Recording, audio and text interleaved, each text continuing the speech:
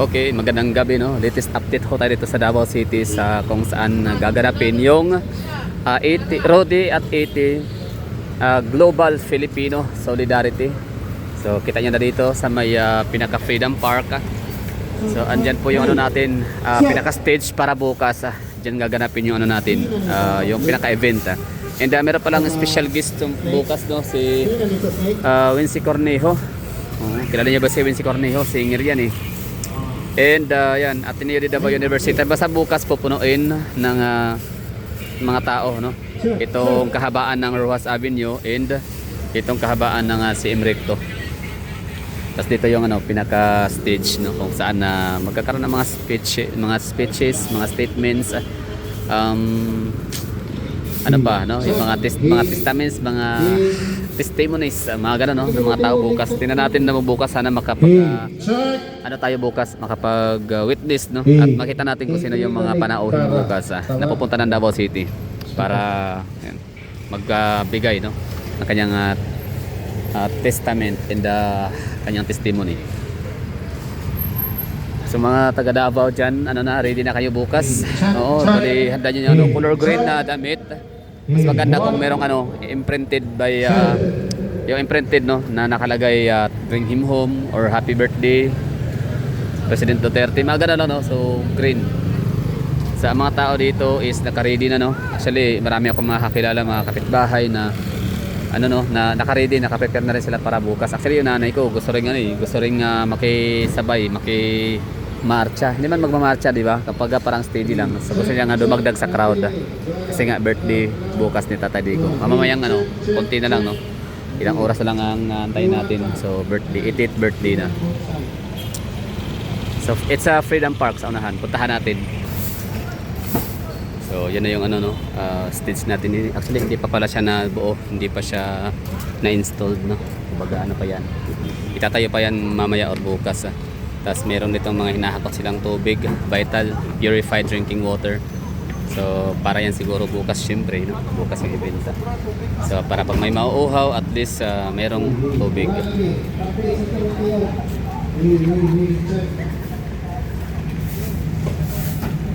So ito na yung pinaka Freedom Park, kung saan ano siya, no? In between lang siya ng Red Cross, Marco Polo Hotel and Post Office. City Triangle, yan. Post Office. So ang ano bukas dyan, no, pinaka event, nakalagay lang kasi dito sa Davao City is ano siya, sa may Freedom Park, pero hindi talaga siya Freedom Park kasi dyan lang siya, oh. So Freedom Park lang siya na ano, stage lang, pero dito yata sa park na to parang wala naman siguro masyadong tao dito bukas. Basta pupunuin lang ng crowd yung ano, yung CM Recto at saka yung Rojas Rojas Avenue. Bawat lugar sa Pilipinas or sa buong mundo is merong mga ano, no, mga respective places para doon gagawin yung pinaka-event. Doon magkukumpulan, doon magagather ang mga Pilipino para sa gawing birthday ni Tatay Digong bukas. So no, yun, hindi ko na mahanap yung ano, yung isang post sa Facebook kung saan nakasulat lahat ng location, no, sa buong mundo. Bawat bansa, for example, Canada, meron din silang ano, no, meron silang mga event place. Sa USA, meron din Hong Kong, Japan, Singapore. I don't know kung sa Singapore meron ba yun. Parang bawal yata ang mga ganong ano, gathering sa Singapore. So dito sa Pilipinas, marami tayo, no, per municipality talaga lahat. Kasi hindi naman pwedeng pupunta dito sa Davao City ang mga supporter ni Tatay Digong, no? For example, Davao Region.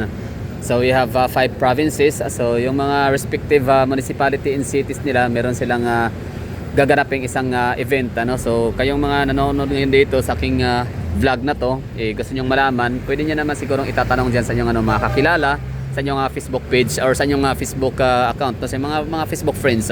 Panigurado at least isa, dalawa, tatlo sa kanila may alam, may ideya kung saan magkakaroon ng pagtitipon, no, para sa para sa Rodi at 80 Global Filipino Solidarity bukas, no. So magsuot ng color green and magdala ng baon.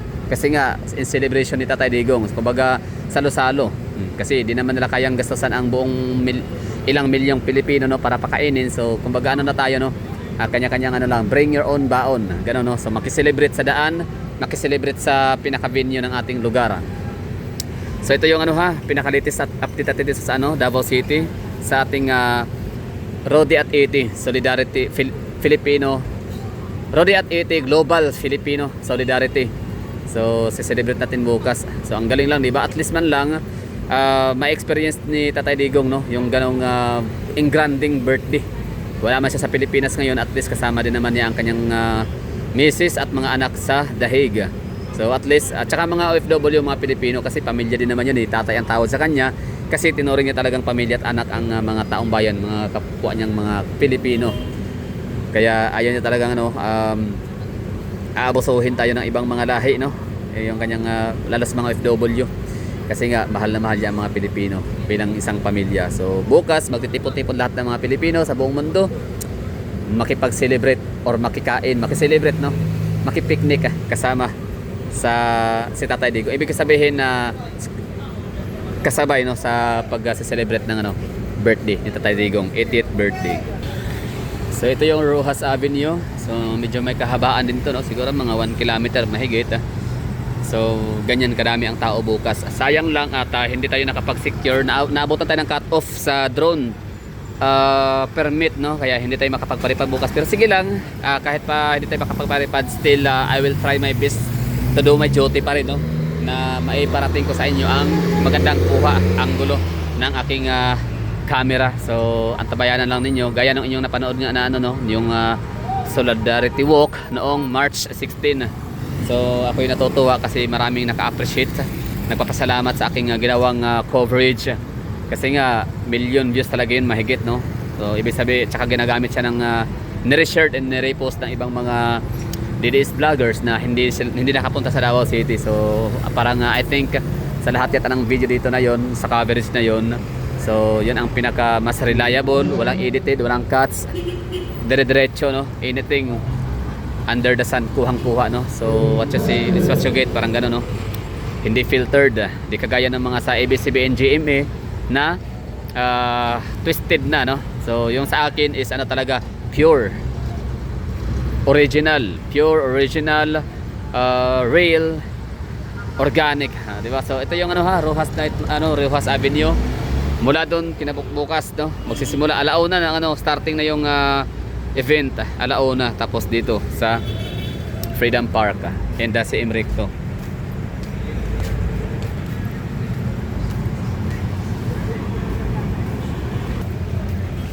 And all set ang natin dito, or setting up pa lang. So ito yung magiging stage bukas. So kita-kits, no?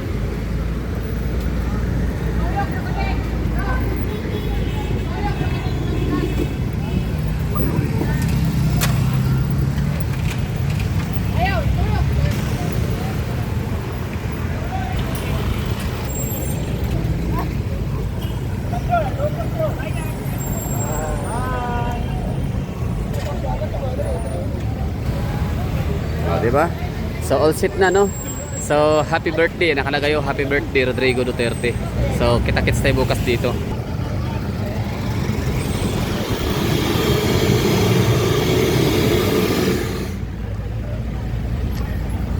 Yan, pugi, oh. Pugi na Tatay Digong. Happy birthday Rodrigo R. Duterte.